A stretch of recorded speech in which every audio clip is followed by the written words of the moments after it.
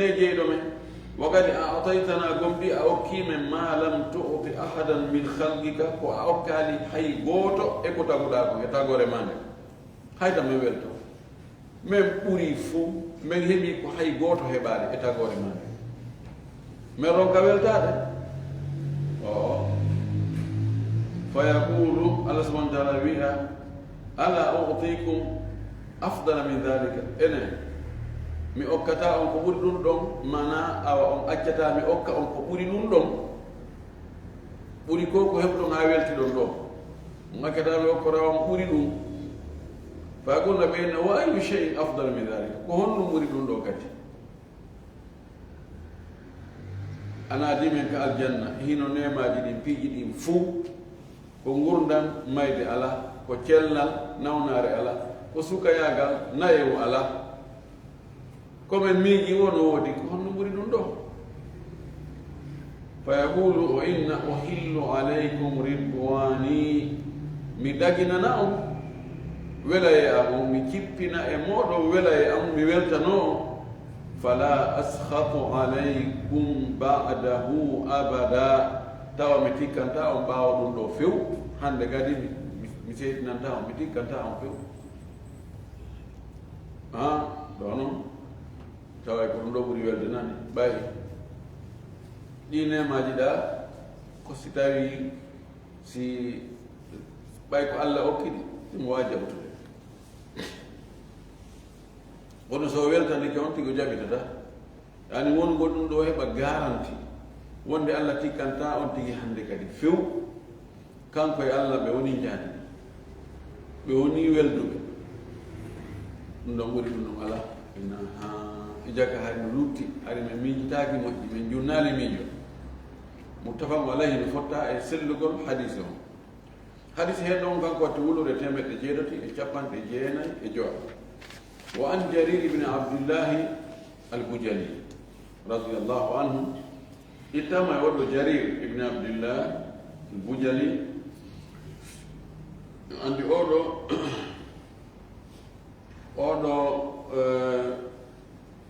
ko mo jaa e sahabaɓe sakkitiɓe fayda gomɗinde par ce que oɗo ko telen ka hitande jeenayeɓere ko telen ɗon ko naati l'islam emo jaa e filliɓe fi masgugol e hoore hufwal haari wono imam malik e woɓɓe goo karamogoɓe goo no sikka maskugol e hoore hufuwal ɗum montano ka aya salligi on arnoɗon monti ɗum no anda kanko maskugol ngol atti salliga ngol lota koyɗe ɗe ɓe yaari wonde aray ɗum ɗon montama ɓe watti haɗugol ɓe non e hoore hufuwal maskatake de ha noon ɓe hendi hadis oɗo jarir ibne abdillahi al-bujali o filli o inni mbi'i nelaɗo sallllahu alayhi wa sallam no salligoo himo maska e hoore hufowal makko gal ɓenni wala ɓenni oɗo naatugol kal islam ko ɓaawo aya salligi on cippike holli jaka nelaɗo ɓaawo aya salligi on cippagol o maski e hoore hufowal makko ngal holli jaka aya salligi on montali masgol e hoore hufowal ngal ko ɗum ɓe innayno hadis jarir o ɗo no wela men no ɓurani men hadisaji fillaɗi fi masgol e hoore hufuje ɗen ɗi fof majji ɓay joni filliɓe ɓen ɓurɓe ɗurde ɓen e filliɓe ɓen fi masgugol e hoore hufuwal ngal ko natnoɓe l'islamu law no wawi hara ɗin hadisaji ɗi ɓe filli ko ado aya salligi on ɓe yii nela sa sallam no maska joni ka sharia no woodi piiji goo montuli piiji goo goɗɗi goo no montiɗin no woodi piiji goo ko tawata gila ka yamira montaka ha nelaɗo faati ha ñande dargal ngal gadi kono woodi goɗɗi goo montaɗi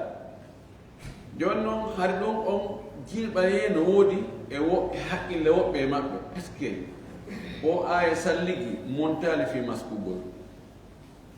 kono oɗo hadis makko on taƴingal e yeddunal ɗon few ɓe fof ɓe waɗi ijma ɓe fottani wonde si tawi chartiji masku masgol e hoore huffal timmi e neɗɗo haren sella ka o maska hoore huffal ngal oɗo jarir ibn abdillah bujani no jaa e fillide on hadis ɗon o wi e oɗo hadis qala o wi kunna min laatinoka inda rasulillahi sallllahu alayhi wa sallama tawi meɗen kanelaaɗo ñande goo meɗen jooɗi kanelaaɗo meɗen heeti ɗon meɗen weedi fa nadara ila alqamari laylata albadri o ndaari ka lewru o ndaari lewru ndun tawi lewru ndun ko leelewal mana ko sappo e nee no jaaƴaade joyi nama badiri ndu timmi tis e yewtino ko ɓoɗɗe kadi heɓi sappo e tati ɗon haa sappo e jeɗɗi ɗon kanndu ɗuytaaki few tawi ndu timmi tis faandu ndun no timmi tis ɓay o ndaari lewru ndun wagaala o maaki innakum tabiti wonde onon ani ɗe mofte satarawna rabbakum on yi ay jeyɗo on ayanan gite hoore ni inna ayanan bayana gite hoore ɗe gite mon ɗo tigi o yiira e ɗe allah kama tarawna hada alqamara wano reenirɗon ndu lewru ɗo ni koni yiire to jeyɗo on la tudamuna fi ru'yatihi on yeddodirta fi yi'ugol ndu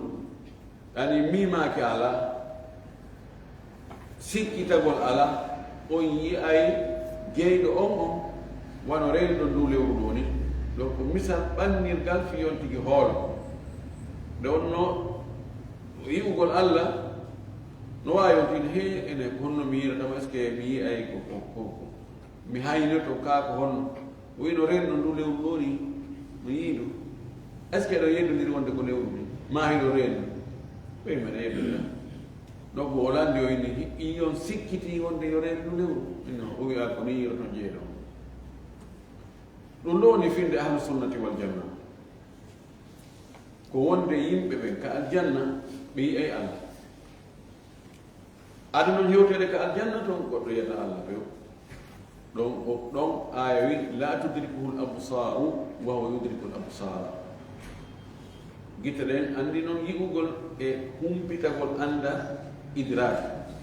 andugol hunde ɗen ɗo nde woni noon nette anda mahiya mayre on tigi tigi mayre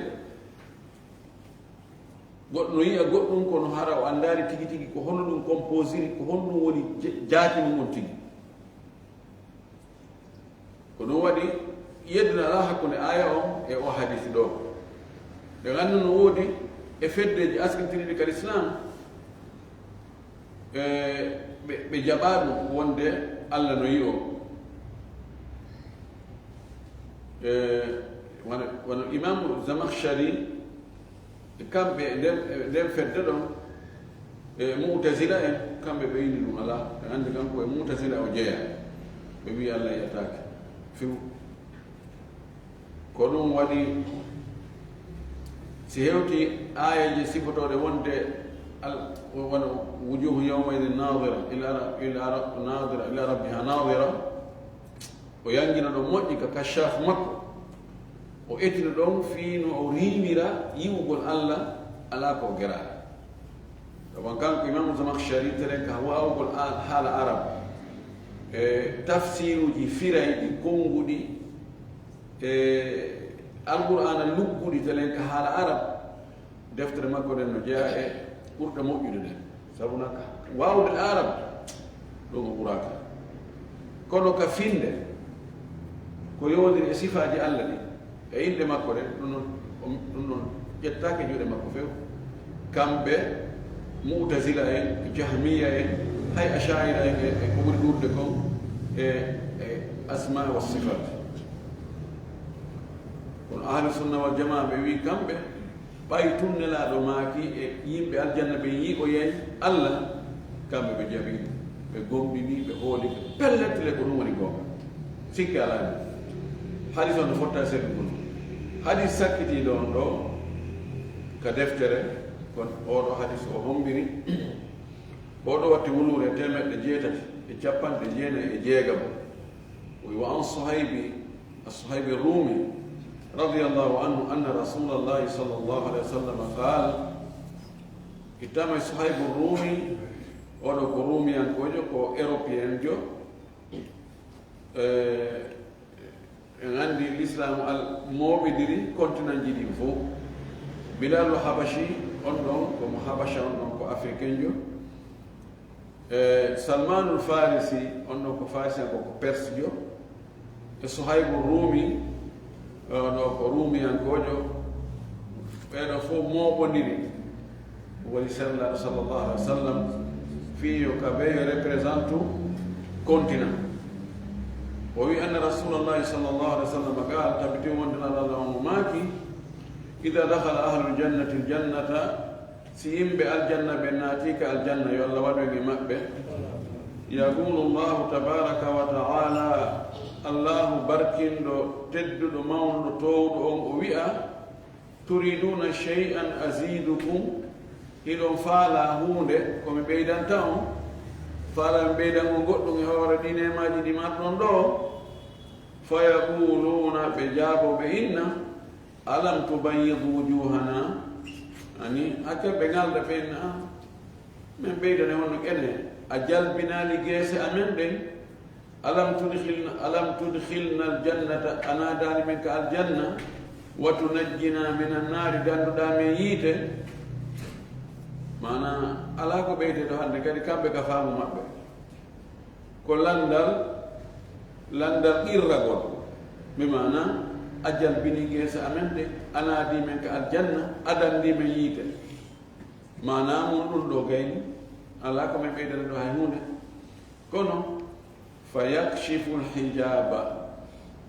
alla itawirndal ngom ko wadi ko hakkude makko e tagore nden taɓe yiwmo o itta o hunca wirnal makko hijab ko wirnono kon ko heeduno kon hakkude gite yimɓe e Allah o itta ɗum fama utu ɓe jonnaka ɓe okkaka shay'an hunde ahabba ilayhim ɓurde yiɗede ka maɓɓe kamɓe yimɓe aljanna ɓe min annadari edi hewti ndaarugol ila rabbihim faade e jeyɗo ɓe on ita jakari no hoba de ko samaka heno nema tigi tigi jo ko yugol Allah subhanahu wa ta'ala yo Allah hollo en jati makko hadith rawahu muslim ko fi hadith ko imam muslim don wadi o addi do hombiri pere o aya do qala ta'ala Allah tawlo wi إن الذين آمنوا وعملوا الصالحات يهديهم ربهم بإيمانهم تجري من تحتهم الأنهار في جنات النعيم دعواهم فيها سبحانك اللهم وتحيتهم فيها سلام وآخر دعواهم أن الحمد لله رب العالمين إن الذين تبتي وندبين آمنوا قم دمبه وعملوا الصالحات كدب قل جموع يريدين قل سموع جاي توي الله سبحانه وتعالى نيمري يقول ما نلا نيمري يتوهر وانتك وادي يقول لك في الله do ko sharti arana onni di mundu yo taw hara o nyenti nelado ka gollugol golle hara ko nelado girdi non ko non o golli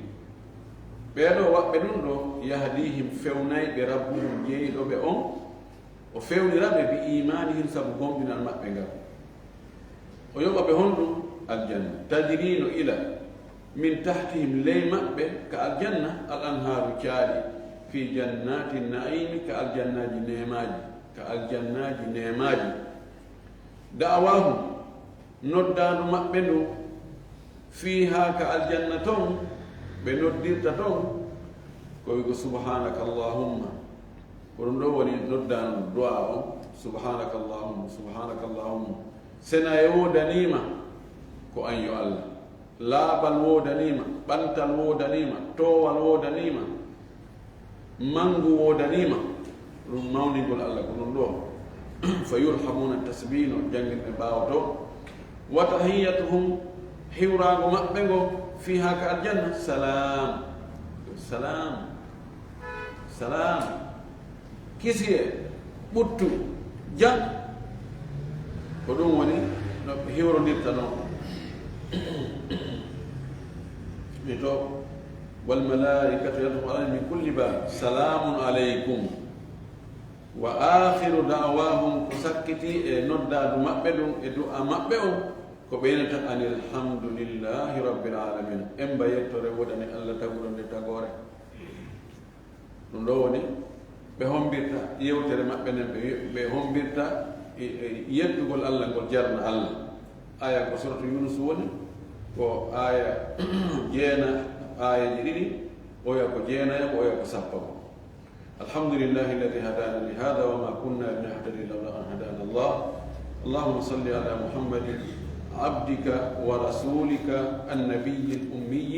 وعلى آل محمد وأزواجه وذرياته كما صليت على إبراهيم وعلى آل إبراهيم وبارك على محمد النبي الأمي وعلى آل محمد وأزواجه وذريته كما باركت على إبراهيم وعلى آل إبراهيم في العالمين إنك حميد مجيد قال مؤلفه يحيى زكريا النووي غفر الله له قال فرغت منه يوم الاثنين 14 شهر رمضان سنة 70 و600 بدمشق كانكو واني في دون كو هونde o gayni de deftere windu gonde deftere o wi ko e tenen o gayni windu walli fa ko deftere nen dum hawri ko e tenerre dum hawri nyande 14 suumaye hitande honde hitande temedde fergunela tayno yara temedde jeego e cappanɗe jeɗɗi duuɓi temedde jeego e cappanɗe jeɗɗi gila fergol nelaɗo ɓango makka seeno madina ɗum ko e saare ka wonno ɗon ko dimashq ɓe gandi ko capital leydi syrie ndin ɓe hinna so tawi ko ka français ɓe hinna damas ko ɗon won ko ɗon ko wuuri ko ɗon ko wonno te andi ko leydi ndi allah jonniti hoore mum e ɗe balɗe ko neɓaali itti e jogande jandi e yiite bachar asad kanko e ben makko famille hum ɓe nguure fanɗu kum alawi yuna en ɓe tawata koye ɓe hay chia ɓe ɓayno wi ko ɓe heefere hakken ko ɓe jogii piɓuɗe bonɗe hulɓiniɗe kono laamu allah subahanahu wa taala komo muuyi o jonnata laamu komo muuyi o ko ɓe waɗi e nder leydi syrie ndin dimashqi ɗo tigi bidat lettugol warugol yimɓe sunna ɓen ko allah tun andi hundu ko wawata sifade yi wasare ilam ko holli kasoji no seydanoya kasoji wonɗi ka nder leydi ko ɓe lettano yimɓe ɓe wara wallahu mustaan en torki allah subahana taala yo allahu wallu julɓe ɓen kala kamɓe wona e tooñede bal kala tooñaɗo yo allah ittanmo tooñe ɗen tooñoɓe yo allah accimɓe tooñugol ngol yo allah ɓutti aduna on fof ɓuttinana julɓe ɓen allah ɓuttinan hen torki allah subahana taala yo allah faamin en diina men kam yo allah arsuku en kulol allah en torki allah kanko wallitire deftere ɗo yahya zacharia nawawi yo allah yaafomo yo allah yarlomo yo allah hoɗimo ko aljannaji ɓurɗi towude torki allah subahana taala enen kadi yo allah okkor en faamu allah okkor en huutolgol allah okkor en laɓɓinalgol mo deweɗen yo allah huddan en haajuji men ɗi yo allah ittan en andeji men ɗi fof torki allah okkor en moƴƴireji aduna e laahar yo allah ɓeyda en peewal e kulol allah e yaajede e lewede e muttu e teddugal ربنا تقبل منا انك انت السميع العليم وتب علينا انك انت التواب الرحيم وزكي انفسنا واتها تقواها انت خير من زكاها انت ولي مولاها سبحان ربك رب العزه عما يصفون وسلام على المرسلين والحمد لله رب العالمين ان شاء الله جون نداري وغسا ونفدي جانغو جمعه on fuɗɗoɗen deftere heeɗo ɗon inchallah hara min daris tawi nde woni ko marché daran heɓra inchallah jasakumllahu khairan woɓɓe ɗiɗiwode balɗe usmane mukana ɗo sallihi maɓɓe on fo ayo noddini 7 0 jono noddi ɗum 7 19 ɗum manki ceeɗa manki dignité jono noddi ɗum woɓɓe ɓen yo ñaawal noon kadi ɓeɗo landi o sallijo maɓɓe ka julirde maɓɓe ko suumayo fuɗɗi ɗo ñallal goo o noon ɗin tawi no lutti tawi ko 19h00 ganduɓe on ɗo ko 19h10 wona e taƴere joni noon ko noddiri tun ƴetto bari ɓen ɗo habbaki ha anda naangi mute mutali ɓayno anda sallijo ko ɗo wona e habbede ka huntagol e ka accugol sullagol o noddiri tun ɓe ƴetti tamaro ɓe gogi kadi mo tawi ɓe ndaaro e noon ɓe tawi no lutti ono 10 minutes hakkude ɗon e ka wi'ayo taƴe no honno woni ñawore korka maɓɓe kan korka maɓɓe kan no selli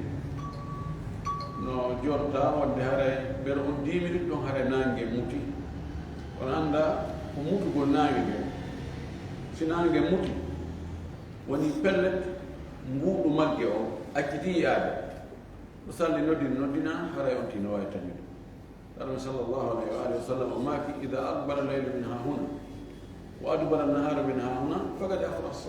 aftara saimu si jemma on yaltitiriɗo o iwriɗo jemma o iwriɗo ñalowma on huccitiriɗo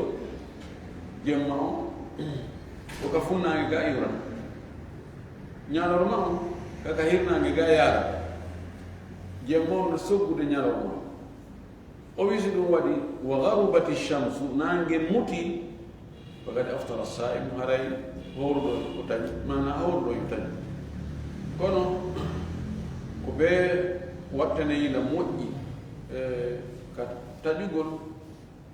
e ka hattugol sullagol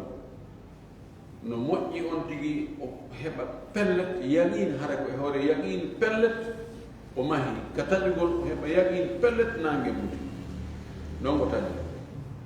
ɗum noon firawde koyo accu ha jemmoya o heɓa yaqin wonde ka o hatti sullagol ɗo fajiri feerani ɗum waɗi mo hani accugol heɗɗango seeɗa hakkude ka wi'a ɗon ko ɗo fajiri feerata e kanko ka o hattinta sullagol ɗo ɗum waɗi ihtiyat rentagol diina mum kanko accugol heedode seeɗa tayaw ha wirdita few nan mbiyaya nono ɓay salli woɓe hay salli fuɗɗo noddinde ɓe ƴetta hadis wonde so tawi fajiri ndin fuɗɗi feer salli ɗum fuɗɗi ke noddinde ɗam maɓɓi e potiru ndiyam wota sukkito ha hunde haaji ma e mum sifano ɗin hadisaji ɗi tawata no hana waɗade ta'wil ɓe ƴetta ɗum ɓe non noon min mi ñama e taw mi ñama e uneɗaɗa makki gonti gonti ñama ko konto noon mi ñama ha ka ɓenno aɗa ɓurti o na ɗum de ɗum ɗon ko yani ko weɓutugol korka mum e bonugol ani ko selli kon haray korka maɓɓe kala selli ay mo sikki niɓɓi o taƴi tun feeñano e mum wonde nangue mutaade few haray ko taw ñamuto hannde kadi e sona kono haray korka makko kam bonaade e ko ɓuri sellude koye konguɗi karama fof ɓe ko billahi tawfiq